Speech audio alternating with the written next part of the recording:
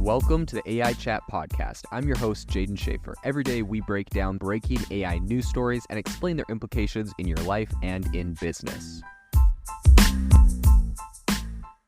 If you are interested in seeing really interesting AI use cases, make sure to follow me over on x.com, formerly Twitter, as I will be sharing some really cool use cases of AI, and I kind of, retweet some of the greatest things I'm seeing in the space every day. So make sure to follow me at Jaden_AI. I'll drop a link to that, but also my handle is in the podcast cover. I would love to have you in the community. Have you ever wanted to start your own podcast? I record and publish podcasts on a platform called Spotify for Podcasters, and I absolutely love it. Essentially, you can upload from your phone or computer, and it distributes to every platform that plays podcasts. They support video podcasts, and you can make money on the platform with ads or even podcast subscriptions, something that has made my life so much easier as a podcaster. So if you're interested, I highly recommend you give it a try. You can download the Spotify for Podcast app or go to spotify.com/podcasters to get started on your podcast today. With AI becoming ever more popular in projects that we see in most tech companies and also a lot of creatives,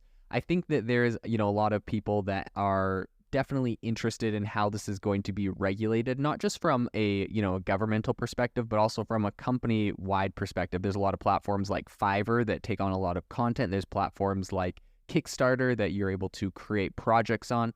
And people want to know, what is being generated by AI on these platforms, right? There's been a lot of talk about, how consumers will know. So recently, Kickstarter has made a adjustment and a change to their policy, talking and addressing specifically the use of AI in projects on the platform. So today we are going to be diving into what they have said and how they have found themselves in the crossfire of this AI situation. So a lot of generative AI tools like Stable Diffusion and ChatGPT typically employ to create, these are the ones you typically use when you're creating art and text and such. They were trained using publicly available images and text. So the interesting bit, though, is the fact that these obviously lack credit to whatever original text or image that was being pulled to create what they had. So the ability to opt out for artists, photographers, writers, right, everyone has been pretty non-existent up until this point, right? If you wrote a post on Reddit 5 years ago, it probably got sucked into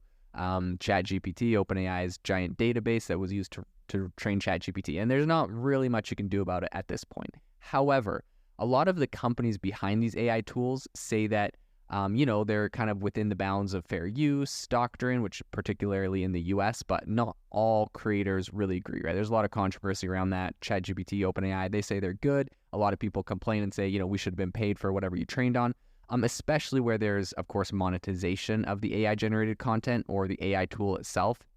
So responding and coming into this whole controversy is Kickstarter, who recently announced a new policy change they're going to be doing, which requires AI-based projects to provide, quote, relevant details about their AI use on their product pages. So this information includes how AI content will be used, which parts of the project are original and which are AI generated.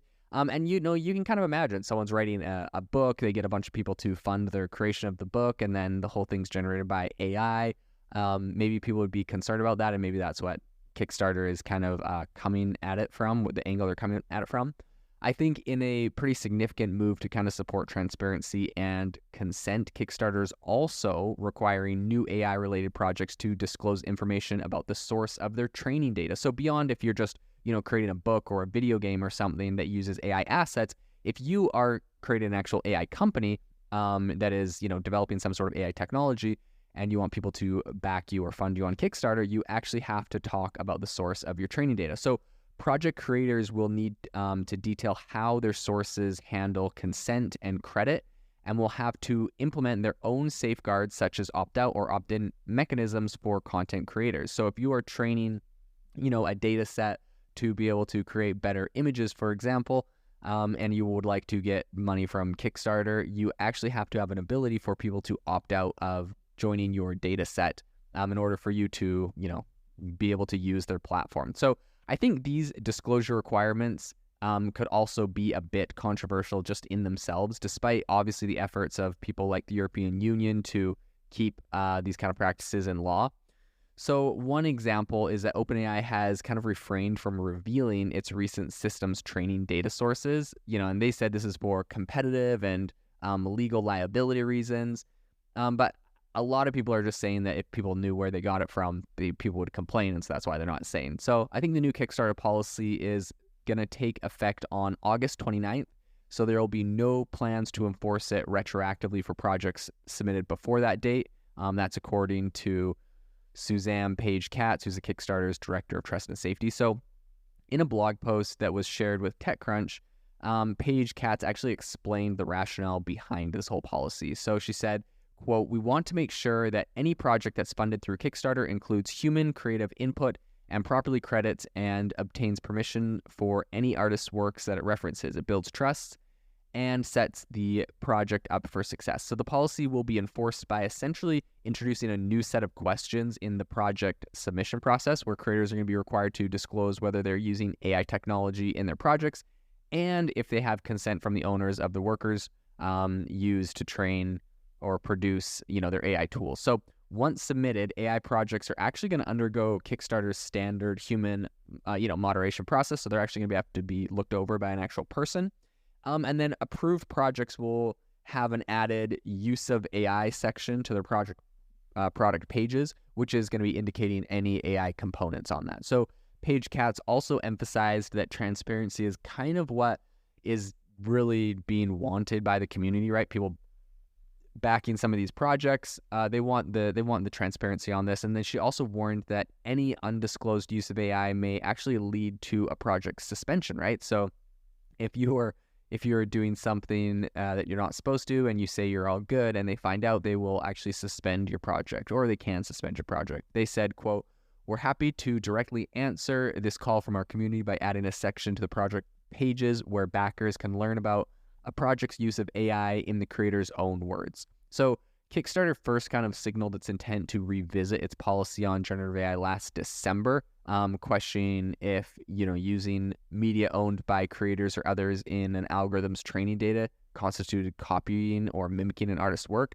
And the platform has since been, I'd say they've been pretty cautious towards, its new policy. In one case, I think it banned a group called Unstable Diffusion, which was fundraising for a generative AI project with no safety filters on it, which, has been controversial by many. In another instance, I think a project that used AI to essentially plagiarize a comic book was initially approved, but then it was later removed.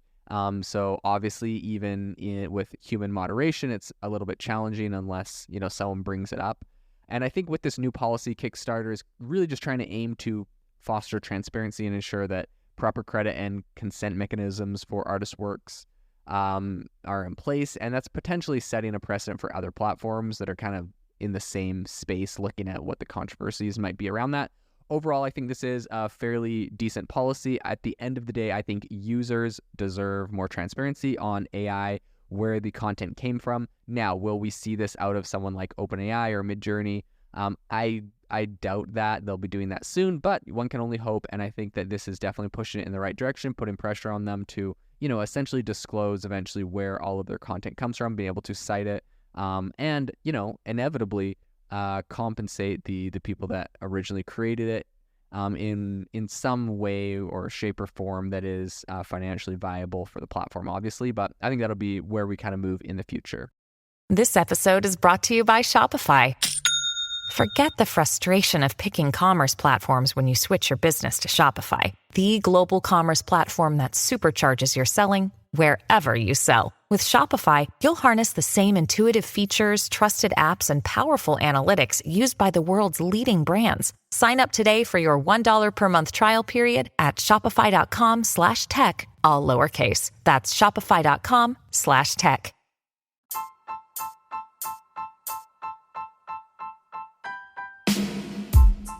Thank you for listening to the AI Chat podcast. If you enjoyed this podcast, I'd appreciate it if you rate us wherever you listen to your podcast. And if you're looking for an innovative group of AI enthusiasts, make sure to check out our Discord channel and Facebook community. It's obviously a lot more interactive than a podcast where we can share software, tools, and prompts we're using in AI every day. I'll leave a link for those in the description below.